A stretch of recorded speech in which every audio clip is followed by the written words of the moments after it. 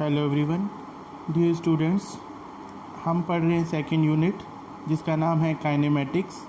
और आज हम पढ़ने जा रहे हैं next topic graphical representation of motion, यानी मोशन को ग्राफ के रूप में दर्शाना। ग्राफ की हेल्प से मोशन के बारे में पता लगाना, उसको एक्सप्लेन करना। सबसे पहले हम पढ़ेंगे ग्राफ क्या होता है। A graph is a pictorial representation of relation between two sets of data, of which one set is of dependent variables and other set is of independent variables। यानी ग्राफ जो है वो हमेशा दो क्वांटिटीज़ के बीच में होता है, जिसमें एक डिपेंडेंट होती है और एक क्वांटिटी इंडिपेंडेंट होती है। जैसे कि पहला ग्राफ है डिस्टेंस टाइम ग्राफ, यानी डिस्टेंस और टाइम ग्राफ अगर हम बनाएं तो उसमें टाइम जो है वो इंडिपेंडेंट है। डिस्टेंस बढ़े या ना बढ़े, टाइम जो है वो हमेशा चलता रहता है, इसलिए वो ऑटोमेटिकली किसी पे भी डिपेंड नहीं करता है। इस तरीके से हमारे पास पहली टाइप जो है वो है डिस्टेंस टाइम ग्राफ, जिसे हम XT ग्राफ भी बोलते हैं। इसके अंदर यही बात लिखी है, time is independent variable and distance is dependent variable. इसमें हम फर्स्ट केस पढ़ेंगे। फर्स्ट केस में है कि when body is at rest, जब बॉडी जो है वो रेस्ट पे हो। यहाँ पर हेयर अगर हम इस लाइन की रेस्ट पे अगर होगी बॉडी तो उसका डिस्टेंस हमेशा वही रहेगा, यानी जहाँ पर वो थी आज जहाँ पर है वहीं रहेगी, कल जहाँ पर है वहाँ ही रहेगी, थोड़ी देर बाद देखेंगे तो भी, बहुत देर बाद देखेंगे तो भी, मतलब वो हिल ही नहीं रही। इसका मतलब यह है कि अगर ये टाइम एक्सिस के पैरेलल लाइन जो हमने ग्राफ में दिखाई है, ये इसका ग्राफ रहेगा, यानी जिस डिस्टेंस पे थी उतनी दूरी पे रहेगी। टाइम जो है वो बढ़ता जाएगा, इसलिए ये लाइन इसके पैरेलल चलती चली जाएगी। अगर टाइम एक्सिस के पैरेलल यदि कोई लाइन दिखाई जाती है तो उसकी स्लोप यानी टेंजेंट थीटा कितना होता है, 0 होता है। और टेंजेंट थीटा अगर 0 है तो वेलोसिटी का फॉर्मूला v = tan थीटा भी होता है ग्राफिकल रिप्रेजेंटेशन में, जो कि क्या माना जाएगा, 0। यानी इस बॉडी की कोई वेलोसिटी या स्पीड कह लो वो नहीं है, क्योंकि ये है ही रेस्ट पे। फिर है उसके बाद second example, when the body is in uniform motion, जब बॉडी जो है वो कैसे यूनिफॉर्म मोशन में होगी, that is if body covers distances in equal interval of time, equal distance in equal interval of time. अगर एक फिक्स डिस्टेंस ही travel करती है वो एक फिक्स टाइम में, तो हम कहते हैं कि वो यूनिफॉर्म मोशन में। यूनिफॉर्म मोशन का ग्राफ इस तरीके से होता है, ये दिखाया गया है। इसमें पार्टिकल जो है वो सपोज़ कि पहले वो T1 टाइम पर A पोजीशन पे था और T2 टाइम पर वो कहाँ पहुँच गया, B पॉइंट पर पहुँच गया, और उसका डिस्टेंस जो है वो x1 से कितना हो गया, x2। टाइम कितना बढ़ गया, T1 से T2, और डिस्टेंस कितना बढ़ गया, x1 से x2, और पार्टिकल जो है वो A पॉइंट से कहाँ पहुँच गया, B पॉइंट पे पहुँच गया। अब इस डिस्टेंस टाइम ग्राफ से अब हम इसका यूज़ क्या कर सकते हैं, नेक्स्ट पॉइंट देखो ध्यान से। We can use the distance time graph to determine the speed of the body, यानी हम किसी बॉडी की स्पीड का पता लगा सकते हैं। कैसे लगा सकते हैं, स्लोप से।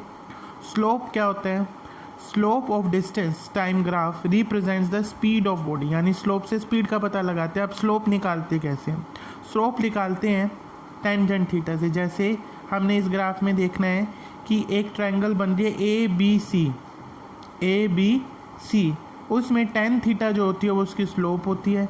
tan थीटा क्या होता है, परपेंडिकुलर ओवर बेस। परपेंडिकुलर कितना है, BC, और बेस कितना है उस ट्रायंगल के अंदर, AC।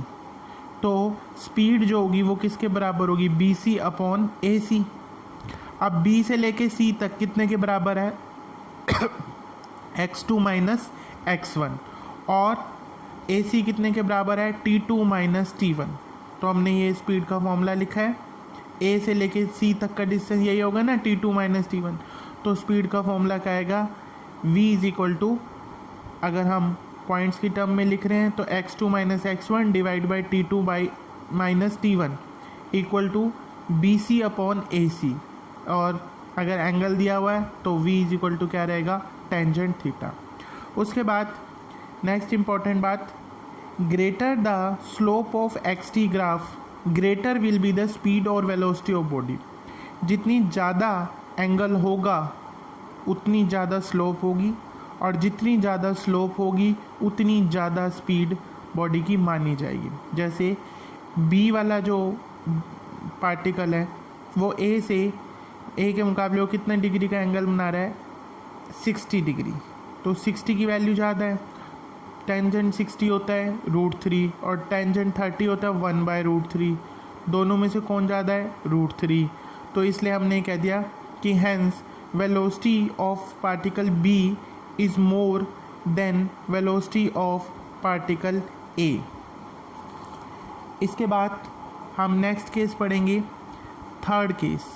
ये है when body is moving with uniform motion and negative velocity. वो यूनिफॉर्म मोशन तो कर रहा है पर उसकी वेलोसिटी कैसी है, नेगेटिव है, यानी घटती चली जा रही है। जैसे हर 5 मिनट में 10 की स्पीड कम हो रही है। जैसे 70 पे चल रही है, 5 मिनट बाद 60, फिर 5 मिनट बाद 50, फिर 5 मिनट 40, फिर 5 मिनट बाद 30। मतलब कितनी कितनी घट रही है, वो बराबर तरीके से घट रही है, बराबर टाइम में। यानी यूनिफॉर्मिटी तो है बट वेलोसिटी जो है वो नेगेटिव जा रही है। इसका मतलब जो एक्स टी ग्राफ बनेगा वो डिक्रीज़ करेगा। डिक्रीज़ कोई चीज़ तब करेगी जब पहले वो फुल थी या ज़्यादा थी कुछ। तो इसी तरीके से जब टाइम 0 है तो उसका ग्राफ ऊपर से शुरू होगा और टाइम बढ़ते बढ़ते वो कहाँ जाएगा, घटते घटते घटते नीचे जाएगा। तो हमने लिखी है इसमें second line, in this case slope is constant. Slope तो कांस्टेंट है बट नेगेटिव रहेगी, यानी घटती हुई नजर आएगी। उसके बाद है fourth point, when the body is in non uniform motion. जब ये नॉन यूनिफॉर्म मोशन होती है तो ऐसे इस तरीके से ग्राफ टेढ़ा गोल घूमता हुआ ऊपर की तरफ जाता है। यहाँ पर अब ये अगर पूछा जाए कि एक पार्टिकल P पॉइंट पे है फिर Q पे है, तो P पे जब वो है तब उसकी स्पीड ज़्यादा है या फिर वो Q पॉइंट पे तब उसकी स्पीड ज़्यादा है। तो हमने देखा कि Q के लिए एंगल बड़ा आ रहा है और P के लिए स्लोप का एंगल छोटा आ रहा है। तो हम ये कहेंगे it means velocity of body at Q is more than at P। यानी Q पर जब बॉडी पहुंच जाएगी तो उस समय उसकी स्पीड ज़्यादा है किसके मुकाबले, उस स्पीड से जब वो कम मतलब P पॉइंट पे थी उससे ज़्यादा है। नेक्स्ट, अब हमने इन सभी ग्राफ को समराइज़ कर लिया। जैसे when the motion of body is retarded, retard मतलब कम होते चले जाना, इंक्रीज़ होना बढ़ना, एक्सेलरेट होना बढ़ना, और उसका उल्टा होता है रिटार्ड होना मतलब घटना। तो कह रहे हैं the body have negative acceleration then slope of X T graph is reverse. तब जो स्लोप होती है वो रिवर्स हो जाती है। जैसे हमने इसमें ग्राफ बनाए हैं, अगर तो एक्सेलरेशन नहीं कर रहा है यानी स्पीड नहीं बढ़ रही, सेम स्पीड से चल रहा है, मतलब 50 की स्पीड से मान लो कोई चीज़ चल रही है तो 50 पे ही चलती रहे, तो उसका ग्राफ बिल्कुल स्ट्रेट लाइन आएगा जिसमें हमने लिखा है a इज़ इक्वल टू 0। और अगर उसकी स्पीड 50 से 60 फिर 70 फिर 80 फिर 90 ऐसे होता जा रहा है तो उसका ग्राफ कैसे आएगा, अपवर्ड और इंक्रीजिंग में जाएगा, जिस पे हमने लिखा है a is equal to positive. और यदि अगर समय के साथ साथ उसका ग्राफ नीचे की ओर जा रहा है यानी घट रहा है, रिटार्डेशन हो रही है, एक्सेलेरेशन नहीं हो रही, घटती चली जा रही है, तो थर्ड वाली ग्राफ से हम दिखाएंगे, इसमें वो वाली लाइन दिखाएंगे जो जिस पे लिखा है a is equal to negative, इस तरीके से। अब इसमें एक एग्जांपल दिया हुआ है, जैसे ये एग्जांपल दिया हुआ है, इसमें 3 कर्व दिखा रखे हैं, नंबर 1, नंबर 2, नंबर 3। तो ये बताना है किस में एक्सेलेरेशन पॉजिटिव है, किस में नेगेटिव है और किस में 0 है। तो हमने देखा कर्व नंबर 1 जो है वो ऊपर की आगे टाइम के साथ साथ जाते जाते फिर इंक्रीज़ हो रहा है, कर्व अप हो रहा है, इसलिए एक्सेलेरेशन जो है पॉजिटिव रहेगी। सेकंड नंबर में ए एक्सेलरेशन जो है वो नीचे आ रहा है टाइम के साथ साथ, मतलब पहले बढ़ा फिर घटता चला जा रहा है, डाउन जा रहा है, इसलिए वो डी एक्सेलरेशन हो रहा है। और तीसरा जो है वो क्या है, स्ट्रेट लाइन है, यानी फिर उसके लिए क्या रहेगा, एक्सेलरेशन 0 रहेगी। तो आज हमने बहुत इम्पोर्टेंट टॉपिक करा, इसको आप सब ध्यान से पढ़ें और अगर कोई दिक्कत आती है तो आप मुझसे पूछ सकते हैं। Thank you.